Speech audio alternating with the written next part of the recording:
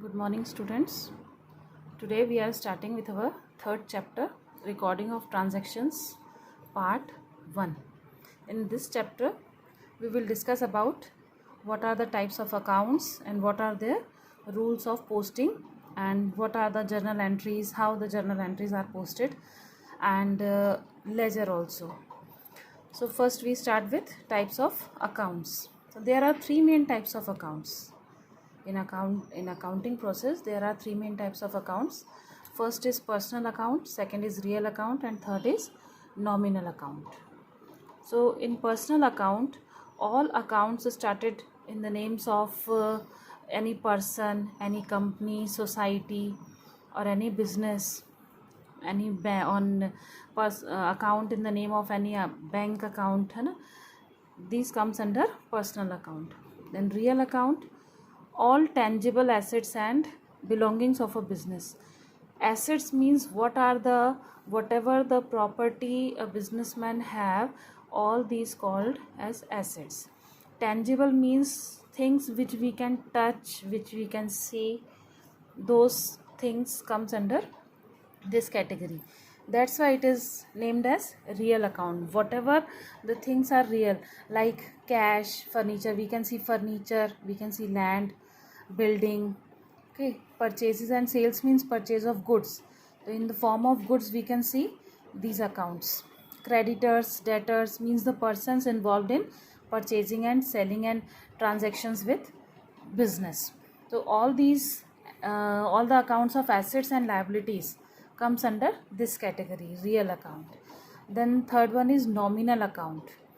By its name, nominal means all expenses and losses and incomes and gains, just for the name, but these expenses, losses, incomes, gains, these all items are we cannot see or touch these items, because all these transactions are made in cash, are completed through giving and taking of cash.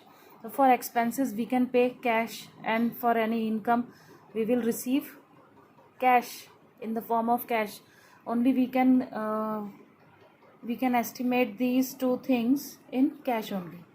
So expenses, in expenses list of expenses is very long. Some of the expenses I here giving here: salary, rent, interest, wages, taxes, stationery, purchase of stationery items, insurance premium. Insurance premium is paid monthly or quarterly or half yearly basis or yearly basis. That insurance premium is also comes under expenses. Then incomes, many more other items are also in this list, which we discussed later.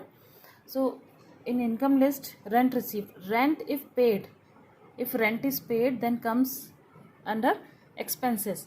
Interest paid or discount paid, commission paid, these four items are maybe come in expenses also and in incomes also.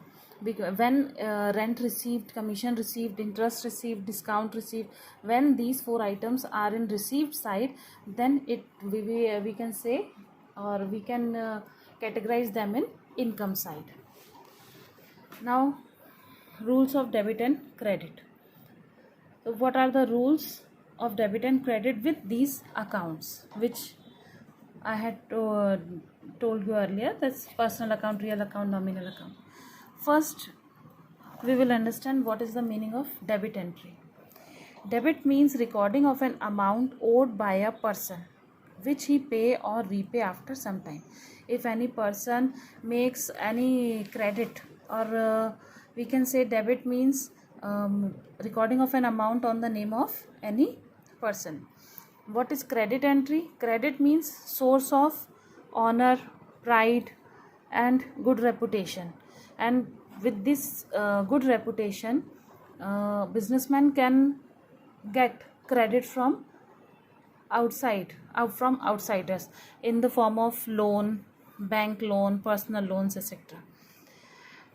Now, rules of debit and credit relating to this accounts.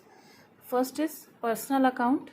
In personal account, the rule of debit and credit is debit the receiver and credit the giver. Debit in the for personal account, the rule of debit and credit is debit the receiver and credit the giver. And second one is real account. In real account, debit what comes in and credit what goes out.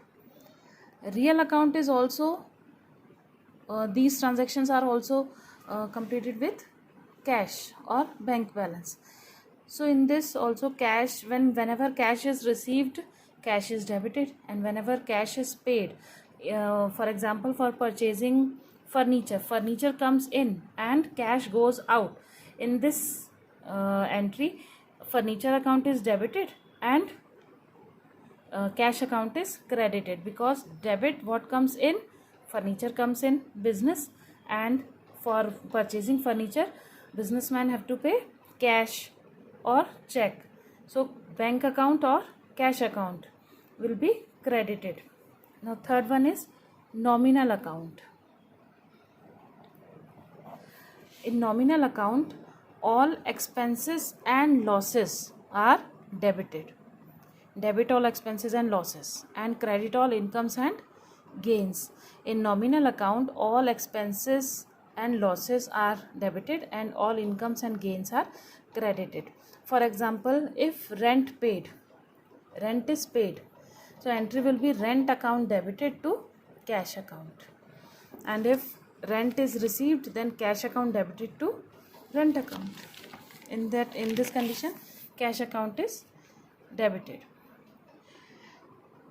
Now this is the main topic, book of original entry.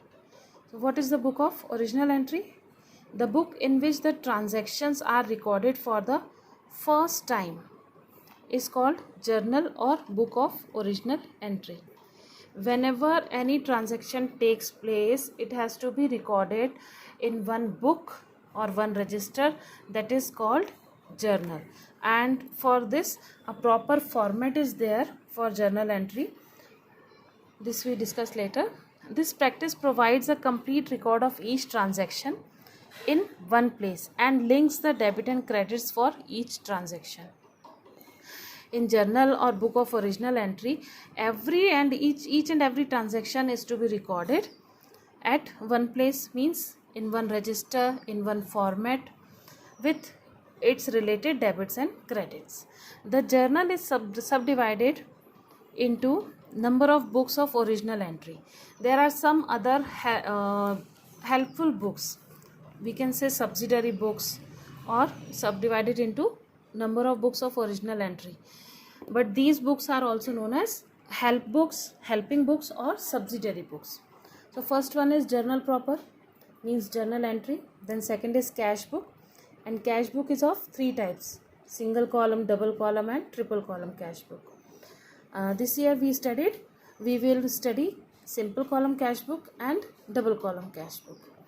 Then other day books. These are other day books. All transactions, whenever they take place, they are recorded. All transactions are recorded in these books, and these books are meant for credit transactions. In cash book, all cash transactions are recorded, and in these other books, all credit transactions are to be recorded. First is purchase book.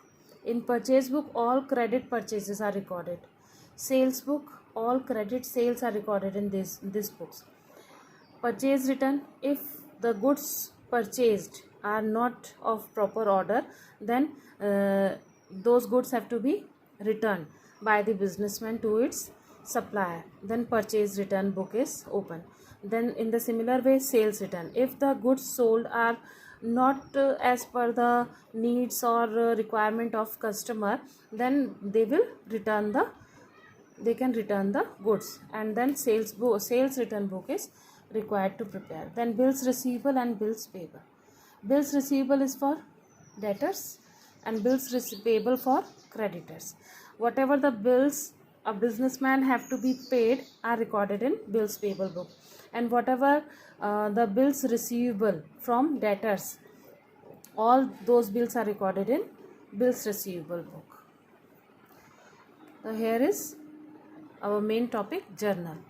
This is the basic book of original entry. In this book, transactions are recorded as and when they take place.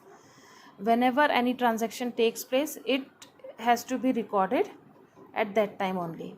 Afterwards, these transactions are posted to the respective accounts, and posting of these journal entries or transactions in respective accounts is also known as ledger.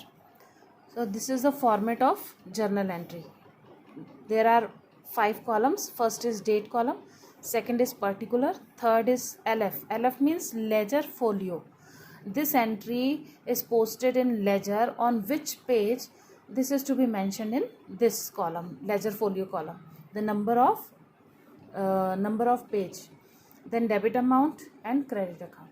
This is the basic format of journal entry: date, particular, LF, debit amount and credit amount. Note all this theory which I am showing in this, and I will give in PDF form also. Please record and please write all this theory in your registers.